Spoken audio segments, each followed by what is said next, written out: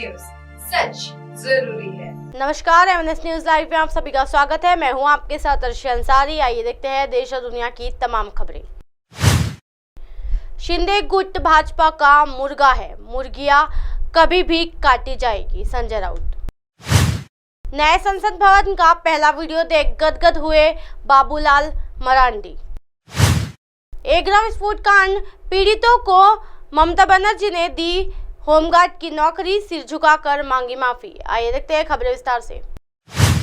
शिंदे गुट भाजपा का मुर्गा है, मुर्गियां कभी भी काटी जाएगी, संजय राउत। जी, मैं शिंदे समूह को एक पार्टी के रूप में नहीं देखता। शिंदे समूह भाजपा का मुर्गा है। ठाकरे गुट के सांसद संजय राउत ने कहा है कि कोई डेली पार्टी नहीं होती है, ये मुर्गे कभी भी काटे जा सकते हैं। संजय राउत ने आगे कहा है कि एक पार्टी के तौर पर उनकी विचारधारा क्या है, सिर्फ इसलिए कि चुनाव आयोग ने एक फैसला दिया है, उनके पक्ष में नहीं है। आज एक पत्रकार वार्ता में बोलते हुए उन्होंने शिंदे ग्रुप की भी आलोचना की कि शिंदे ग्रुप के लोग मुर्गे की तरह कोक है।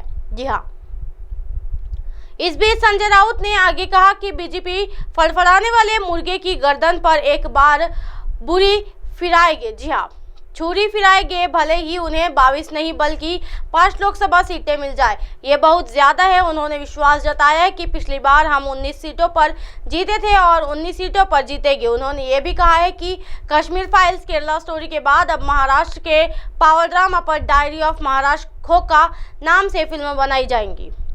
जी हाँ, राष्ट्रपति को निमंत्रण न देने का मामला।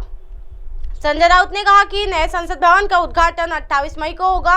राष्ट्रपति को इस कार्यक्रम में आमंत्रित नहीं किया गया है। 20 प्रमुख दल नए संसद भवन के उद्घाटन के विरोध में नहीं है। ये तो वादे की बात है कि राष्ट्रपति के उद्घाटन का साधारण या निमंत्रण भी नहीं किया गया। ये प्रथा होती है कि संसद भवन का उद्घाटन वर्ष राष्ट्रपति करते हैं, लेकिन मैंने ये नया संसद भवन बनाया, ये मेरी संपदा है, इसलिए उद्घाटन की आधारशिला पर सिर्फ मेरा नाम रहेगा और केवल मैं। ऐसे ही मोदी की नीति, ये अहंकार लोकतंत्र के लिए खतरनाक है। नए संसद भवन का पहला वीडियो देख गदगद हुए बाहुबली मरांडे, ट्वीट करते हुए कह दी ये बात। जी हाँ, एक दिनों देश में 28 मई को पीएम मोदी द्वारा नए संसद भवन के उद्घाटन को लेकर घमासान हुआ है।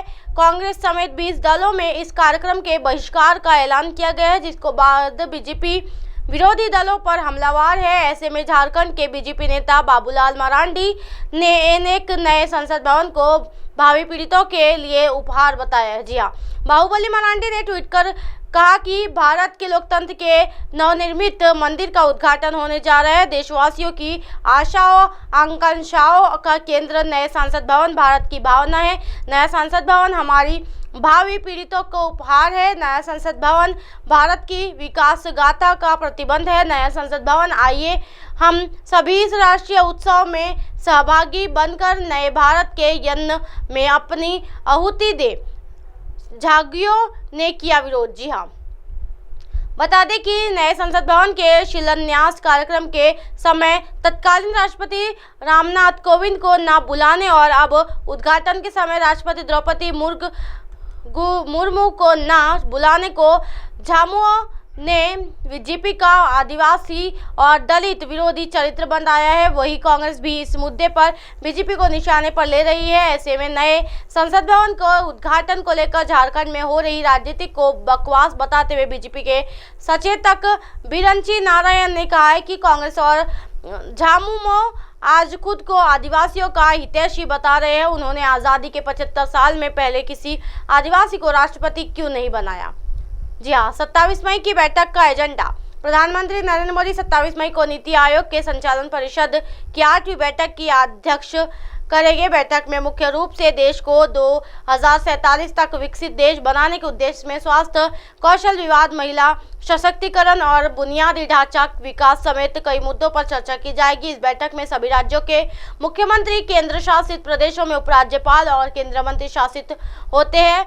हालांकि बैठक में इस बार विपक्षी दलों के कई मुख्यमंत्री हिस्सा नहीं लेंगे, जिसमें ममता बनर्जी, भूपेश बघेल, सुखविंदर सिंह यानी सुक्कू, सिद्धरमैया के चंद्रशेखर राव, भगवंत मान और अशोक गहलोत जैसे नेता शामिल हैं। एग्रा विस्फोट कांड पीड़ितों को ममता बनर्जी ने दी होमगार्ड की नौकरी, सिर झुकाकर मांगी माफी। जी हां, पश्चिम बंगाल की मुख्यमंत्री ममता बनर्जी ने आगरा में खादीकुल में अवैध पटाखे के कारखानों में विस्फोट में मारे गए और घायल हुए लोगों के परिवारों से मुलाकात की।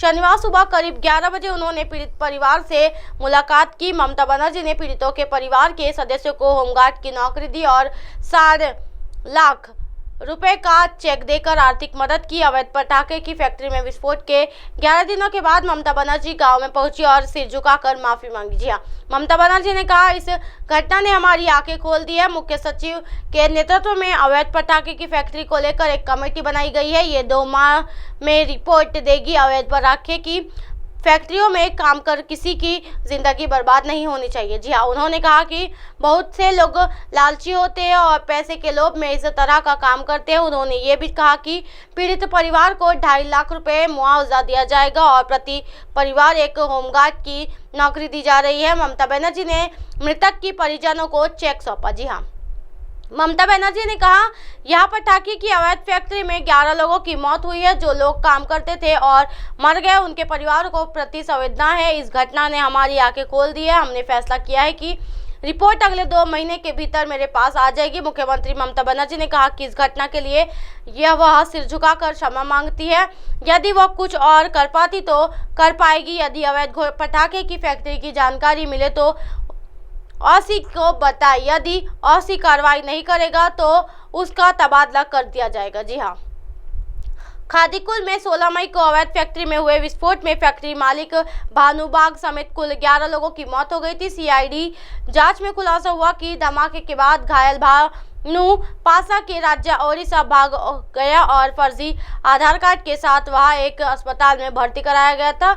अवैध फैक्ट्रियों में ब्लास्ट को लेकर शुरू हुई राजनीतिक। जी हाँ, उधर आगरा अवैध पटाखे की फैक्ट्री को लेकर राजनीतिक जारी है। पूर्व नेता प्रतिपक्ष शुभेंदु अधिकारी ने मृतकों को घायल और के परिजनों से मुलाकात की। उनके वहां से कई मांगे रखी जिस पर एनआई की जांच भी शामिल है। जी हाँ, उन्होंने कहा कि राज्य सरकार को पीड़िता परिवारों को 10 लाख रुपए का मुआवजा की मांग की है। उन्होंने ये भी दावा किया है कि भानु तृणमूल के नेता है, लेकिन तृणमूल ने उस दावे को खारिज कर दिया है। सत्तारूढ़ दल के राज्य सचिव कुणाल घोष ने दावा किया है कि भानु अधिकारी के करीबी थे। इस दबाव के बीच तृणमूल प्रतिनिधिमंडल आगरा गया और विरोध का सामना करना पड़ा। इस लिहाज में तृणमूल नेता और मुख्यमंत्री ममता बनर्जी का आगरा दौरा महत्वपूर्ण है। अब आप हमारे चैनल को आपके मोबाइल पर भी देख सकते हैं। मोबाइल ऐप पर देखने के लिए प्ले स्टोर से MNS news TV app download करें। इंस्टॉलिंग ट्विटर, हाईक्विक, फेसबुक और कई सोशल मीडिया के प्लेटफॉर्म पर हमारा चैनल उपलब्ध है। आप इसे यूट्यूब पर भी देख सकते हो।